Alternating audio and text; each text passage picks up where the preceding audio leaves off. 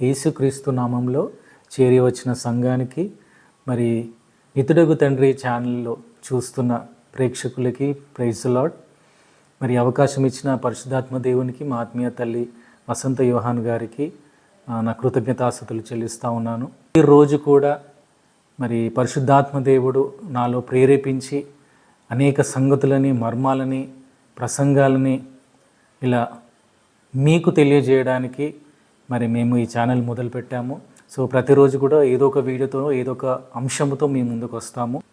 ముందుగా ఆరాధన చేసి దేవుని నామానికి మహిమపరుచుకుందాం. హల్లెలూయా. ఎవరు నన్ను చేయి విడిచిన యేసు చేయి విడువడు అనే పాట పాడుతూ దేవుని నామాన్ని స్తుతిద్దాం.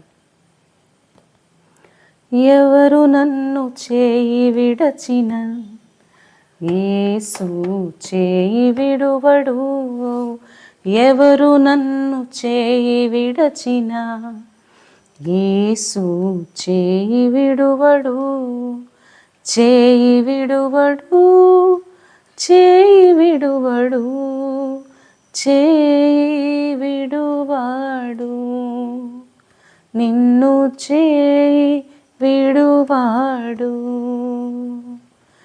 ఎవరు నన్ను చేయి విడచినన్ యేసు చేయి విడువడు. తల్లి ఆయనే, తండ్రి ఆయనే, తల్లి ఆయనే, తండ్రి ఆయనే, లాలించును పాలించును, లాలించును పాలించును.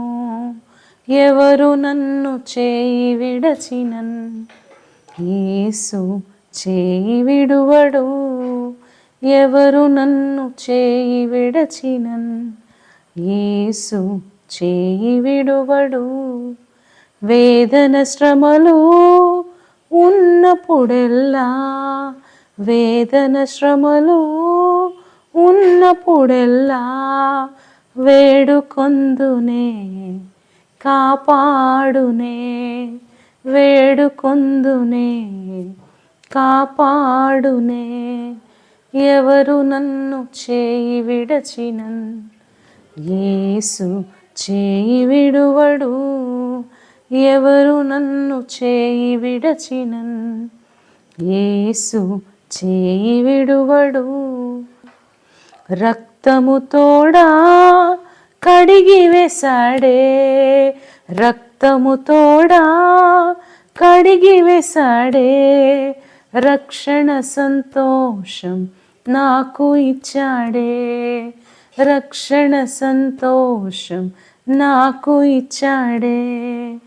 ఎవరు నన్ను చేయి విడచినన్ యేసు చేయి విడువడు, ఎవరు నన్ను చేయి విడచినన్ యేసు చేయి విడువడు.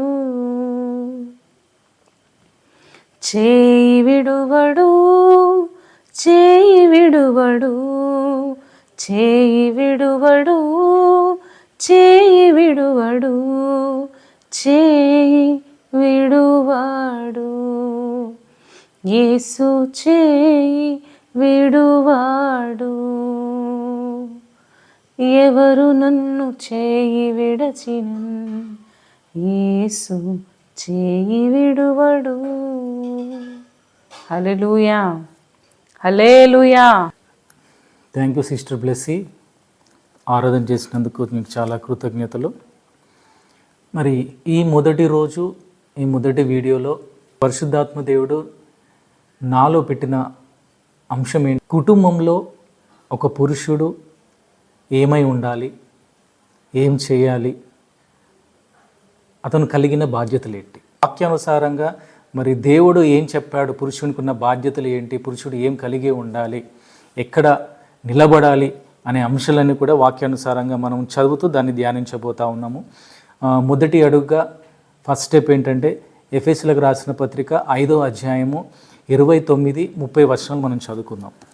తన శరీరమును ద్వేషించిన వాడెవడనూ లేడు, గాని ప్రతి వాడును దానిని పోషించి సంరక్షించుకొనును. మనము క్రీస్తు శరీరమునకు అవయములమై ఉన్నాము గనుక అలాగే క్రీస్తు కూడా సంఘమును పోషించి రక్షించుచున్నాడు. హల్లెలూయా. సో ఎలాగైతే మనము శరీరమునకు ఆహారము ఇస్తున్నట్లు, మురికి వచ్చినప్పుడు శుభ్రపరుస్తున్నట్లు, అలాగే రోగం నుండి సంరక్షిస్తున్నామో, క్రీస్తు శరీరమునకు మనం అవయములుగా మరియు సంఘముగా ఉన్న మనల్ని తండ్రి అయిన దేవుడు ఎలాగైతే మనల్ని పోషిస్తూ సంరక్షిస్తూ ఉన్నాడో, ఒక కుటుంబానికి నువ్వు ఒక తండ్రిలాగా ఉన్నప్పుడు, ఆ కుటుంబానికి యజమానుడిగా ఉన్నప్పుడు, నీవు కూడా నీ భార్యకి నీ పిల్లలకి సంరక్షణగా ఉండు, వారిని కూడా నువ్వు పోషిస్తూ ఉండాలి. హల్లెలూయా. మరి ఒకవేళ నువ్వు వారిని సంరక్షించకపోతే, ఒకవేళ నీవు భర్తగా తండ్రిగా వారిని పోషించకపోతే ఏమవుతుంది? ఇప్పుడు ముందు వచనంలో ఇంతకుముందు చెప్పాను, ఎఫెసీయులకు రాసిన పత్రిక 5వ అధ్యాయము 29-30 వచనం ప్రకారము, నీవు ఒక ఇంటికి యజమానిగా, ఒక కుటుంబానికి తండ్రిగా, భర్తగా నీవు నీ కుటుంబాన్ని పోషించకపోతే, రక్షించకపోతే ఏమవుతుంది? తిమోతికి రాసిన మొదటి పత్రిక 5వ అధ్యాయము 8వ వచనం, ఎవడైనను స్వకీయులను విశేషముగా తన ఇంటి వారిని సంరక్షింపకపోయిన ఎడల వాడు విశ్వాస త్యాగము చేసిన వాడై అవిశ్వాసి కన్నా చెడ్డవాడై ఉండును. హల్లెలూయా. వారు విశ్వాసిగా ఉండరు, విశ్వాసిగా పిలువబడరు. ఇక రెండవ మెట్టుగా కొలొస్సీయులకు రాసిన పత్రిక 3వ అధ్యాయము 19వ వచనము, భర్తలారా మీ భార్యలను ప్రేమించుడి, వారిని నిష్ఠూర పెట్టకూడి. సో రెండవ మెట్టుగా పురుషుడు ఏం చేయాలంటే, ఒక భర్తగా తన భార్యను ప్రేమించాలి, తన భార్యను ప్రేమించాలి. క్రీస్తు మనలను ఏ విధంగా అయితే ప్రేమిస్తున్నాడో, ఎలాంటి ప్రేమనైతే మన ఎడల చూపిస్తున్నాడో అలాంటి ప్రేమనే మన భార్యను ప్రేమించాలి. ప్రేమ మాత్రమే కాదు, కానీ ప్రేమతో పాటు భార్యను గౌరవించాలి. సో ప్రస్తుతం ఉన్న కాలంలో ఈ గౌరవం, ప్రేమ అనేది చాలా తగ్గుతూ ఉంది. భార్య ఎడల భర్తకి, భర్త ఎడల భార్యకి ఈ ప్రేమ, గౌరవం అనే విషయాల మీద ఇద్దరి మధ్య చిన్న చిన్న మనస్పర్ధాలు వచ్చి ఇద్దరి జీవితంలో, కుటుంబ విషయంలో, సంసార జీవితంలో సమాధానము లేకుండా చిన్న భిన్నం అవుతూ ఉన్నాయి. కొలొస్సీ సంఘానికి అపోస్తలుడైన పౌలు ఏం చెప్తా ఉన్నారంటే, భర్తలారా మీ భార్యలను ప్రేమించడం అని చెప్తా ఉన్నారు. సో అప్పుడు ఆ కాలంలో పౌలు గారు ఆ సంఘానికి చెప్పడమే కాదు, కానీ ఈ వాక్యము ఈ కాలంలో 2026 ఈ సంవత్సరంలో కూడా ప్రతి ఒక్క కుటుంబానికి, ప్రతి ఒక్క భర్తకి, ప్రతి ఒక్క భార్యకి కూడా వారి వివాహ జీవితంలో ఈ ప్రేమ అనేది, గౌరవించడం అనేది కూడా చాలా ప్రాముఖ్యమైన విషయము. ఇది ఎప్పటికి కూడా కొనసాగుతూనే ఉండాలి. ప్రేమ, గౌరవం అనేది కూడా ఇచ్చిపుచ్చుకుంటూ ఉండాలి. అప్పుడే కుటుంబము కూడా ప్రతి మాటలోనూ, ప్రతి అడుగులోనూ, ప్రతి ఒక్క వారి యొక్క సంభాషణలో కూడా ఇద్దరు కూడా ఒకే మాట మీద, ఒకే ప్రేమ మీద, ఒకే గౌరవం మీద నిలబడతారు. హల్లెలూయా.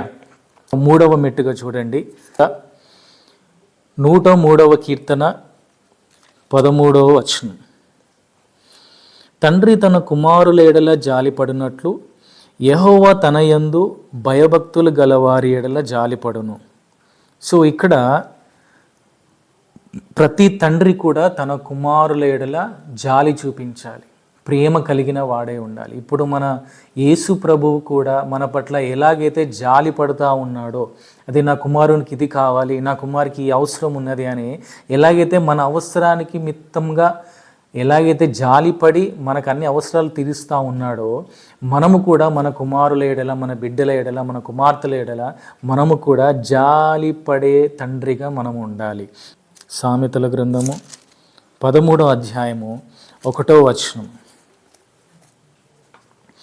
తండ్రి శిక్షించిన కుమారుడు జ్ఞానము గలవాడును, అపహాసకుడు గద్దింపునకు లోబడడు. సో నువ్వు జాలి పడడమే కాకుండా నీ బిడ్డలను ప్రేమించి, శిక్షించి, నీతి మార్గములో పెంచాలి. ఎందుకంటే చూడండి, చిన్నపిల్లలు, అమాయకులు, ఏమీ తెలియదు, ఎదుగుతున్నవారు, వారు ఒక వయసుకు వచ్చిన తర్వాత, యవ్వనంలోకి వచ్చిన తర్వాత అపవాది వారిని పాపంలోకి పడివేయడానికి లోక సంబంధమైన ఆలోచనతో, లోక సంబంధమైన అలవాట్లతో, లోక సంబంధమైన దురాలోచనలతో, పాపాలతో, బానిసత్వంలోకి పడివేయడానికి వాళ్ళు చాలా ప్రయత్నాలు చేస్తూ ఉంటారు.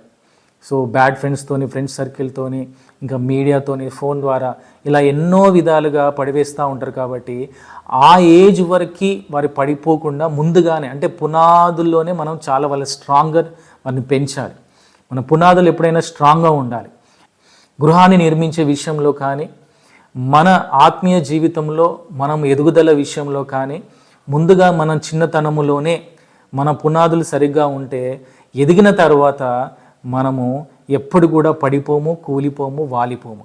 కాబట్టి బిడ్డలను ప్రేమించడం విషయంలోనే కాకుండా, జాలిపడే విషయంలో కూడా కాకుండా, బిడ్డలను శిక్షించే విషయంలో కూడా ఒక తండ్రిగా నువ్వు కఠినంగా ఉండాలి, శిక్షించే తండ్రిగా ఉండాలి. హల్లెలూయా. సో కాబట్టి తండ్రి శిక్షించిన కుమారుడు జ్ఞానము గలవాడు. అంటే నువ్వు శిక్షించేది వారు భయపడడానికి కాదు, కానీ మరలా వారి తప్పు వైపు వెళ్ళకుండా, మరలా వారి తప్పు చేయకుండా నీతి మార్గములో, సరైన మార్గములో వారిని జ్ఞానపూరితమైన కుమారునిగా, జ్ఞానపూరితమైన వ్యక్తిగా చేయడానికి మాత్రమే నువ్వు శిక్షించాలి. కాబట్టి మనం ఎప్పుడైనా సరైన మార్గంలో వెళ్ళడానికి దేవుడు మనల్ని కంపల్సరీ మనకి శిక్షిస్తూ ఉంటాడు. మనం ఎలాగైతే మన పిల్లల్ని తప్పుడు మార్గంలో వెళ్తున్నావు, తప్పుడు మార్గంలో వెళ్ళకూడదు, అది పాపము అని మనము మన పిల్లల్ని ఎలాగైతే శిక్షిస్తామో, మనం ఎప్పుడైతే మనం బెత్తము వాడతామో, అలాగే దేవుడు కూడా మన ఎడల అదే విధముగా కుమారా అది తప్పుడు మార్గము, అటువైపు వెళ్ళకు అని నువ్వు ఎప్పుడైతే దేవుని మాట వినకుండా దేవుని చెయ్యి విడిచి నువ్వు నీకు ఇష్టమైన మార్గంలో నువ్వు నిర్ణయం తీసుకున్న దారిలోకి నువ్వు ఎప్పుడైతే వెళ్తావో దేవుడు కూడా మనల్ని శిక్షిస్తాడు. హల్లెలూయా. చూడండి, బెత్తము అంటే వాడు మరలా తప్పు చేయకుండా బెత్తము వాడడంలో తప్పేమీ లేదు. సో చాలామంది కూడా చాలా నెత్తిన పెట్టుకొని ప్రేమిస్తూ ఉంటారు కుమారుల్ని, కుమార్తెల్ని. సో ప్రేమించడంలో తప్పు లేదు, కానీ తప్పు చేసినప్పుడు గద్దించుట లేకపోవడం మాత్రం అది చాలా పాపముతో కూడిన పని. ఎందుకు అనంటే అతను మరలా ఆ తప్పు చేయకుండా, ఆ మార్గంలో వెళ్ళకుండా, అలాంటి ఆలోచనతో మరలా వాడు ప్రయాణించకుండా నువ్వు గద్దించకపోతే ఆ పాపంలోనే కూరుకుపోతాడు. కాబట్టి నీవు అతను మరణించేంత వరకు కొట్టడము కాదు, కానీ బెత్తము వాడడము కాదు, కానీ ఆ బెత్తము వాడటలో అతనికి భయము కలగాలి. ఆ బెత్తం వాడుటలో ఇది పాపముతో కూడిన పని, అది పాపము మార్గం అని అతను అర్థము చేసుకోవడానికి, కుమారుడు కుమార్తెలు అర్థము చేసుకోవడానికి ఆ బెత్తము వాడుటలో నువ్వు ఒక కఠినమైన తండ్రిగా ఉండాలి, ప్రేమించే తండ్రిగా కూడా ఉండాలి. హల్లెలూయా. అలాగే చూడండి, సామెతల గ్రంథము 22వ అధ్యాయము 6వ వచనము. బాలుడు నడవవలసిన తోవను వానికి నేర్పుము, వాడు పెద్దవాడైనప్పుడు దాని నుండి తొలగిపోడు. హల్లెలూయా. చూడండి, ఎందుకు ఈ బెత్తము వాడాలి, ఎందుకు ఇలాంటి శిక్ష మనము పిల్లలకు ఇవ్వాలి? వారు పాపము మార్గంలోకి వెళ్ళకుండా, ఒకవేళ వెళితే దండించడము, బెత్తము వాడడము, శిక్షించడము, కొట్టడము, ఇవన్నీ కూడా తండ్రిగా నువ్వు గద్దించాలి, తండ్రిగా నువ్వు శిక్షించాలి. ఎప్పుడైతే వాని ఎదుగుదలలో నీ పెంపకం అనే పునాది ఎప్పుడైతే దృఢంగా ఉంటుందో, వాక్యం అనే మంచి మాటలు నీ బిడ్డలకు నువ్వు నేర్పిస్తావో ఆ పునాది బలంగా ఉంటుంది. వాడు పెద్దవాడైన తర్వాత ఏ పాపము వచ్చినా, ఏ నష్టము వచ్చినా, ఏ శోధన వచ్చినా, ఫ్రెండ్స్ వల్ల కానీ, లేకపోతే అపవాది ఇంకా వేరే వేరే రూపంలో, వేరే వేరే క్రియల్లో వాని పాపంలో పడివేయడానికి ఎంత ప్రయత్నించినా కానీ, నీవు వాక్యము ద్వారా, మంచి మాటల ద్వారా, ఇదిగో నీ పెంపకం అనే పునాది నువ్వు దృఢమైన పెంపకంలో నువ్వు వాడిని పెంచావు కాబట్టి, వాక్యము ద్వారా వాడు పెరిగాడు కాబట్టి అపవాది యొక్క క్రియలు వాని మీద అసలు పనిచేయవు. హల్లెలూయా. చిన్నప్పటి నుంచే వారిని వాక్యంలో పెంచడం, వాక్యంలో బలపరచడము, సరైన రీతిగా వారికి పాపం అంటే ఏమిటి, పరిశుద్ధత అంటే ఏమిటి అనేది ప్రతి ఒక్కటి కూడా వారి జ్ఞానానికి సరి సమానంగా మనం నేర్పించినట్లయితే ఒక తండ్రిగా నువ్వు నిలబడతావు, వారు కూడా సరైన మార్గంలోకి వెళతారు. హల్లెలూయా.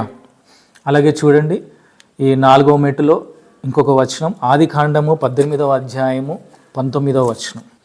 ఎట్లనగా యెహోవా అబ్రహామును గూర్చి చెప్పినది అతనికి కలుగజేయునట్లు తన తరువాత తన పిల్లలను తన ఇంటివారును నీతి న్యాయములు జరిగించుచు యెహోవా మార్గమును గైకొనుటకు అతడు వారికి ఆజ్ఞాపించినట్లు నేనతనిని నెరిగి ఉన్నాననేను. సో ఇక్కడ ఈ 19వ వచనం ఏం చెప్తా ఉందంటే, తన ఇంటి వారు నీతి న్యాయ విషయములను నెరవేర్చేవారిగా, అంటే నీతి న్యాయ విషయములను జరిగించువారిగా వారు ఉండాలని ఇక్కడ యెహోవా దేవుడు అబ్రహాముకు ఆజ్ఞాపిస్తూ ఉన్నాడు. సో మీరు కూడా మీ ఇంటివారు, మీ భార్య పిల్లలు అందరూ కూడా వాక్యానుసారంగా జీవించి ఏది నీతి, ఏది న్యాయము, ఏది మంచి, ఏది చెడ్డు అనే విషయాలను సరైన రీతిలో నెరవేర్చడానికి, సరైన రీతిలో అది జరిగించేవారుగా మీరు ఉండాలి.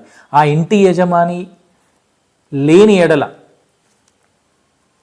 ఈ ఆజ్ఞలన్నీ చెప్పిన తర్వాత సరైన రీతిలో వారందరినీ నడిపించిన తర్వాత ఒకవేళ ఇంటి యజమాని చనిపోయినట్లయితే అతని మరణాంతరము కూడా అతను ఏ ఆజ్ఞలైతే ఇచ్చాడో, ఏ మాటలతో అయితే వారిని పెంచాడో, ఆ తండ్రి అయినప్పుడు కూడా తండ్రి యొక్క మాటల్ని, ఆ నడవడికని, ఆ ప్రవర్తన కూడా వారు అలాగే జరిగించాలి.